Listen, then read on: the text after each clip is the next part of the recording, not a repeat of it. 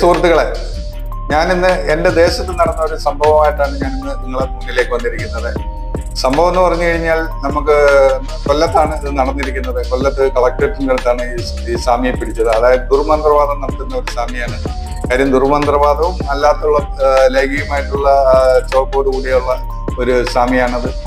അതുകൊണ്ട് നിങ്ങൾ എൻ്റെ ഉപദേശം വെച്ച് പറയുകയാണെന്നുണ്ടെങ്കിൽ ഇത്തരത്തിലുള്ള സ്വാമിമാരടുത്ത് നിങ്ങൾ ഒരു കാരണവശാലും പോകാതിരിക്കുക. കാര്യം നമുക്കെല്ലാവർക്കും വിശ്വാസങ്ങളുണ്ട്.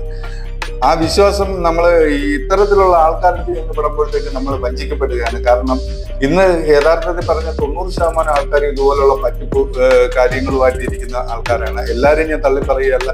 അതിലൊരു 10% നല്ല ജ്യോത്സ്യന്മാരുണ്ട്. അവർ കണക്കുകളും പഞ്ചാംഗവും ഒക്കെ നോക്കി കറക്റ്റായിട്ട് കാര്യങ്ങൾ പറഞ്ഞു തരും. ഈ തട്ടിപ്പുള്ള സ്വാമിമാർ ചിലപ്പോൾ പറയുന്നത് ചിലപ്പോൾ നമുക്ക് അത് ചില ആൾക്കാർ പറയുന്നത് ചിലപ്പോൾ അത് സംഭവം നടക്കുന്നത് എന്തുകൊണ്ടെന്ന് പറഞ്ഞു കഴിഞ്ഞാൽ നമ്മളെ മനസ്സിന്റെ വിശ്വാസം കൊണ്ടാണ് നടക്കുന്നത്. അല്ലാതെ വേറെ സ്വാമി പറഞ്ഞിട്ട് നടക്കുന്നതല്ല. നമ്മൾ പൂർണ്ണമായിട്ടും സ്വാമി പറഞ്ഞു അത് നടന്നിരിക്കും എന്ന് നമ്മളെ മനസ്സിനെ വിശ്വസിപ്പിക്കും. അത് തീർച്ചയായിട്ടും നടക്കും. നമ്മളെ മനസ്സിനെ നമ്മൾ എന്ത് വിശ്വസിപ്പിക്കുന്നോ അത് തീർച്ചയായിട്ടും നടന്നിരിക്കും. അല്ലാതെ സ്വാമി പറഞ്ഞിട്ടൊന്നും അല്ലാതെ നടക്കുന്നത് എന്ന് നിങ്ങൾ ചിന്തിക്കുക. അതുകൊണ്ട് ഇത്തരത്തിലുള്ള സ്വാമിമാരെടുത്ത് ഒരു കാരണവശാലും നിങ്ങൾ പോകരുത്. അതുപോലെ കുട്ടികളെയും കൊണ്ടുപോകരുത്. കൊണ്ടുപോയി കഴിഞ്ഞാൽ നമുക്കത് ആപത്താണ്. അതുകൊണ്ട് ഇത്തരത്തിലുള്ള സ്വാമിമാർക്കുള്ള അടുത്ത് ഒരു കാരണവശാലും നിങ്ങൾ പോകരുത്. ഇത്രയൊക്കെയാണ് എൻ്റെ അറിവ് വെച്ച് എനിക്ക് പറഞ്ഞു തരാനുള്ളത്.